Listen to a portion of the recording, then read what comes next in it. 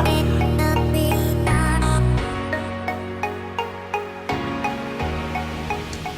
everybody, welcome to the Weekly Talkthrough with Austin and Matt from the Daily Walkthrough. We are going to change it up a little bit this week as far as us two are concerned. I'm going to play the role of Katie and Austin is going to play the role of Matt, and I am going to get quizzed on if I know the news from last week. I am scared. Don't worry, these are real easy. I'm going to fail. I mean, these are easy. I'll just tell you that. Okay, here we go. You should be able to get it. You're right. So the first one You're showing me a little. I don't want to cheat. I want to do it. So the first one is probably the biggest news of the week. So here we go. Okay, all right, here we go. Classification, disorder, mental health. Oh, well, this is easy, isn't it? Yeah. World Health Organization, sons of, not going to swear. You're welcome, Josh. Well, you can swear. Josh would just have to beep it out. Whatever. World Health Organization classified gaming disorder as a disease. I believe is the exact classification. I think they said disorder. But Well, yeah, the disorder is classified as a disease, I think. More or less, it's just an excuse for drug companies to peddle drugs to concerned moms because their kids are playing video games.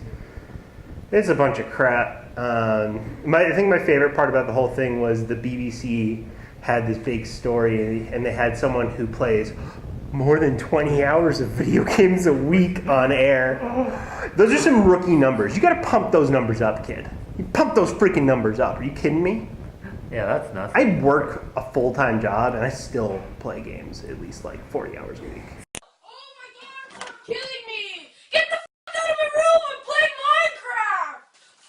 Minecraft! Yeah, everyone who does any activity for more than 20 hours. Yeah, I guess has a disorder. I think it's really dumb just because you can classify anything anybody does as a hobby as a disorder now, which is really stupid.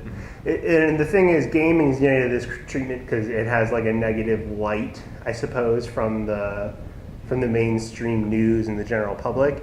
But like, what about like fitness addiction, going to the gym for 40 hours a week? So, what do you do for a living?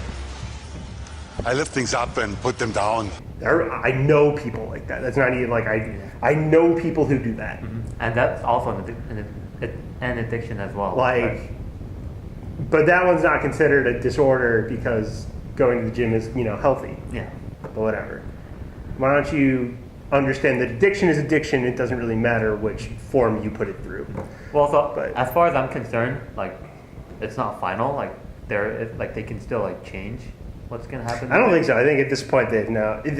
When we covered this story a couple months back, it was still sort of like they were considering it. I believe what has now happened is they have come out and done it. I think. I mean, we'll just have to see.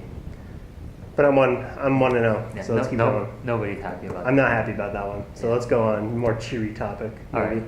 Yep. Well, kind of. But here we go anyways. Okay. Sony, CEO, money. Okay, so this is Fortnite crossplay stuff. So PlayStation is not playing nice with its brothers and sisters over at Nintendo and Microsoft.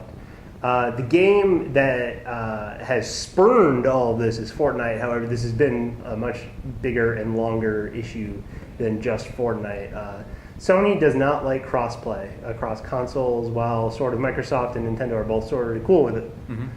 This has sparked an outrage as far as gamers are concerned, especially because of what happened with Fortnite, which is if you register your Fortnite account with your PlayStation account, it'll lock you out of any other accounts you have, except for PC. So you can crossplay to PC. But if you play on a Switch and a PlayStation, and you log into PlayStation, it'll lock you out of your Switch account. Not the best business practice, Sony. It's not the best plan. I'm not even sure if that's legal.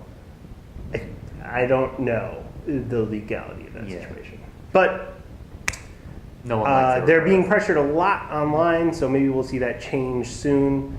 But that's pretty much that. There isn't a lot else to say about it. But hopefully Sony will soon decide to play nice with others. All right. 2 for 2. 2 for 2. Oh, let's make it 3 for 3 then.